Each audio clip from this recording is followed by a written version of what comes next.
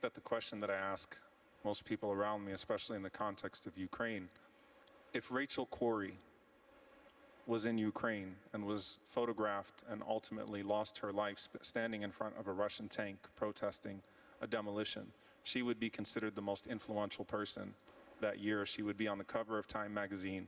She would be celebrated and lauded, rightfully so, for standing up for another oppressed people. And remind everyone who Rachel Corrie is. Rachel Corrie was an American peace activist who was murdered some 2 decades ago standing in front of an Israeli tank protesting home demolitions in Palestine.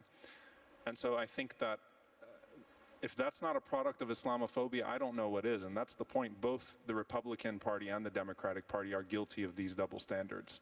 The conservatives and the liberals, when you exceptionalize Muslims, because anti-Palestinian bigotry and Islamophobia at the state level are one and the same.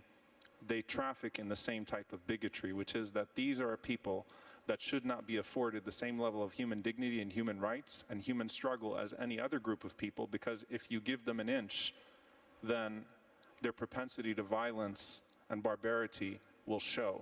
And so we must leave them under occupation, we must leave them tortured, we must leave them in this way.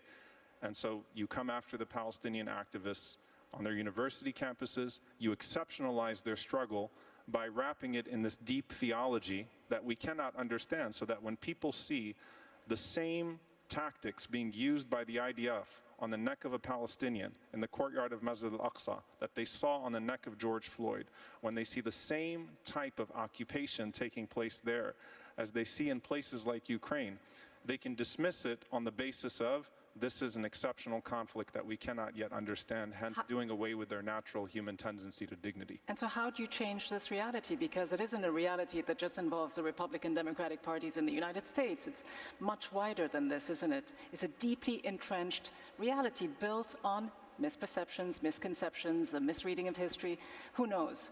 But it exists. How do you change this? What role do people like you, does each and every one of us We will not have to wait play? for people to embrace our struggle in order to keep at it. We will not wait for anyone to validate our fighting for our liberation and our existence, our right to exist like any other group of people in the world. We will not wait for the mechanics of bigotry to stop working against us. We will not wait to be humanized to insist on our own humanity. And so I think that this, when it comes to pro-Palestinian activism,